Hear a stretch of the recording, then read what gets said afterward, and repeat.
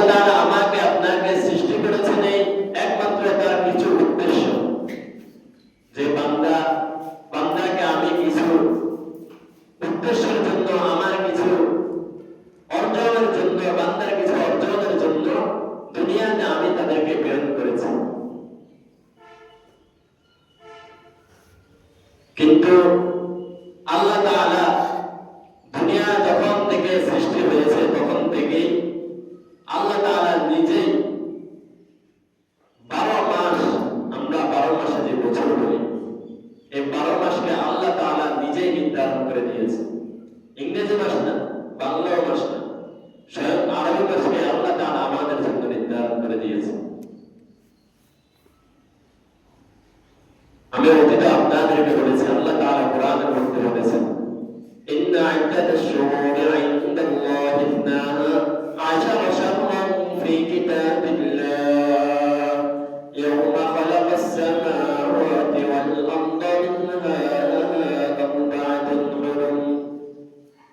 যে বান্দা দুনিয়া যেই দিন থেকে আমি সৃষ্টি করেছি, যেই দিন আসমান জমিন সৃষ্টি করা হয়েছে, ওই দিন থেকে আল্লাহ তাআলা 12 মাস নির্ধারণ করে দিয়েছেন। আরবি মাস হিসেবে আল্লাহ তাআলা আমাদের জন্য নির্ধারণ করে দিয়েছেন। এমনকি আল্লাহ তাআলা তারপরে বলেন, 12 মাস থেকে 4টা মাসকে আমি তোমাদের জন্য সম্মানিত করে দিয়েছি। ওই সম্মানিত মাস সমূহে যখন আরবদের যুগে, জাহিলিয়াতের যুগে এই 4 মাসে মক্কার কাফের মুশরিকরা, মুসলমানরা যুদ্ধ বিদ্রোহ কোনো কিছু করত না। ফালা তাজলিমু ফীহিন্না আনফুসাকুম, যে তোমরা এই মাস সময় তোমাদের নিজেদের উপর জুলুম করো না, অন্যায় করো না। নিজেদের উপর জুলুম করা বা অন্যায় করা আল্লাহ তাআলা কি করে দিয়েছেন, যে মাসে তোমরা আল্লাহ তাআলার বেশি বেশি ইবাদত বন্দেগী করবা।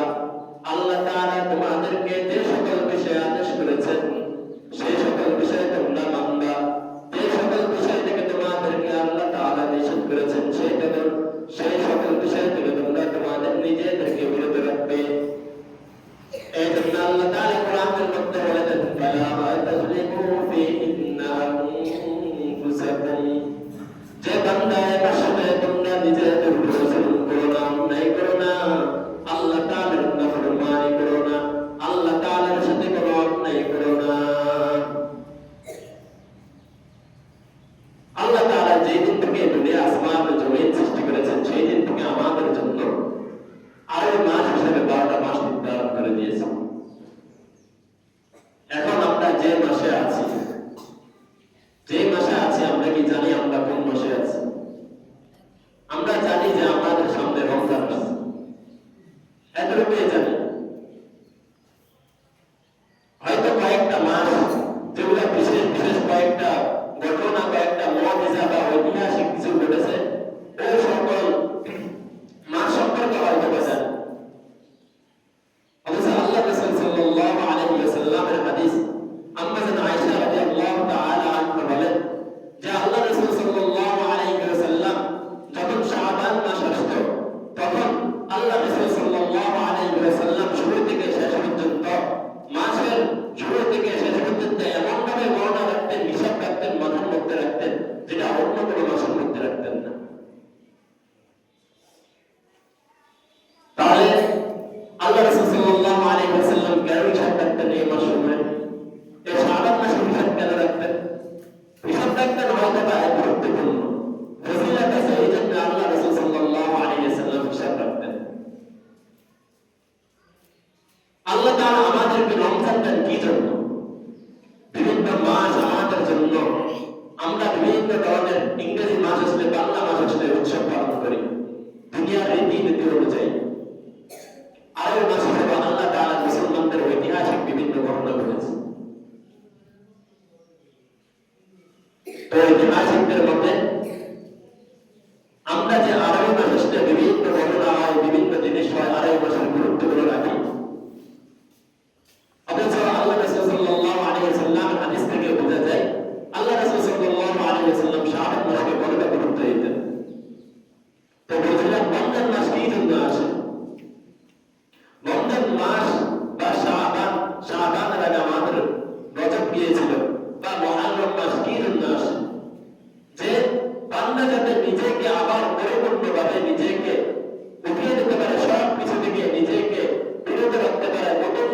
জীবনকে সাজাতে পারে বান্দা। সে তার জীবনকে নতুন ভাবে কিভাবে সাজাবে, এই জন্য আল্লাহ তাআলা বান্দাকে বারবার সুযোগ করে দেন, বান্দার হায়াতকে রমজান পর্যন্ত বৃদ্ধি করে দেন। রমজান পর্যন্ত আমার হায়াত বৃদ্ধি হওয়া মানে রমজানের মধ্যে আল্লাহ তাআলা আমাকে সুযোগ করে দেয়, রমজান আমার ভাগ্যের মধ্যে আসে। তার মানে কি? তার মানে রমজানে আমার নিজেকে আবার নতুন ভাবে আমার জীবনকে সাজাতে হবে। এই জন্য আল্লাহ রাসূল সাল্লাল্লাহু আলাইহি ওয়াসাল্লামের হাদিস থেকে বোঝা গেল যে আল্লাহ রাসূল সাল্লাল্লাহু আলাইহি ওয়াসাল্লাম যখন শাবান মাস আসতো তখন অন্যান্য মাসের চেয়ে শাবান মাসের প্রতি বেশি গুরুত্ব দিতেন।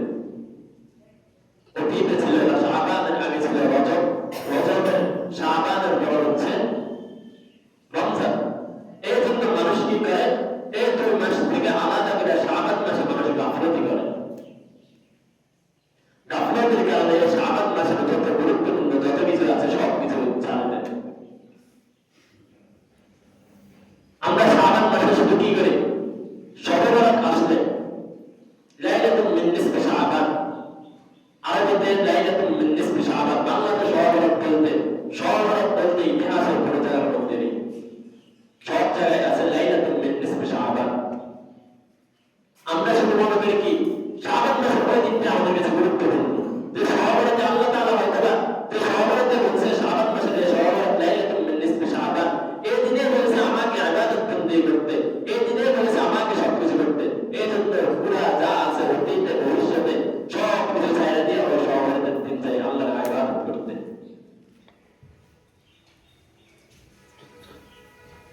কিন্তু না, শুরু থেকে শেষ পর্যন্ত, শাবানের শুরু থেকে শেষ পর্যন্ত আমাকে আপনাকে ইবাদত বন্দেগি বাড়িয়ে দিতে হবে।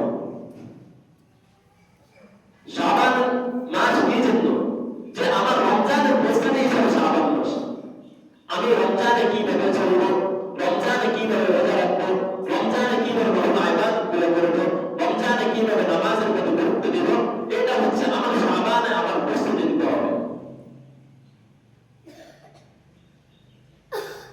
আল্লাহ রাসূল সাল্লাল্লাহু আলাইহি ওয়াসাল্লামের হাদিসের মধ্যে আছে যে আল্লাহ রাসূল সাল্লাল্লাহু আলাইহি ওয়াসাল্লাম যখন শাবান মাস আসতো, আল্লাহ রাসূল সাল্লাল্লাহু আলাইহি ওয়াসাল্লাম শাবান মাসে সবচেয়ে বেশি, অন্যান্য মাসের চেয়ে বেশি শাবান মাসে আল্লাহ রাসূল সাল্লাল্লাহু আলাইহি ওয়াসাল্লাম রোজা রাখতেন। রমজান তো ফরজ রোজা, ফরজ রোজা তো অবশ্যই আল্লাহ রাসূল সাল্লাল্লাহু আলাইহি ওয়াসাল্লাম সবাই রাখতেন, সাহাবায়ে কেরাম রাখতেন।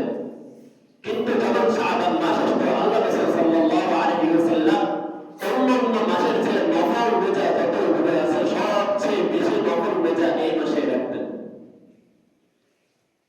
عن عائشة رضي الله تعالى عنها قال رسول الله صلى الله عليه وسلم فما رأيت رسول الله صلى الله عليه وسلم استكمل صيام شهر إلا رمضان। عائشة رضي الله تعالى عنها থেকে বর্ণিত, তিনি বলেন যে রাসূল সাল্লাল্লাহু আলাইহি ওয়াসাল্লাম রমজানের 30টা রোজা তো পরিপূর্ণ রাখতেন, কারণ সেটা তো ফরজ ছিল। কিন্তু আল্লাহ রাসূল সাল্লাল্লাহু আলাইহি ওয়াসাল্লাম তারপরে আয়েশা রাদিয়াল্লাহু তাআলা আনহা বলেন ওয়া মা রাআইতু আকতারা মিনহু ইল্লা শাবান ওয়া মা রাআইতু আকতারা ফি শাবান। তবে শাবান ব্যতীত আল্লাহ রাসূল সাল্লাল্লাহু আলাইহি ওয়াসাল্লাম রমজানের 30টা রোজা তো পরিপূর্ণ রাখতেন। কিন্তু শাবান মাস যখন আসতো আয়েশা রাদিয়াল্লাহু তাআলা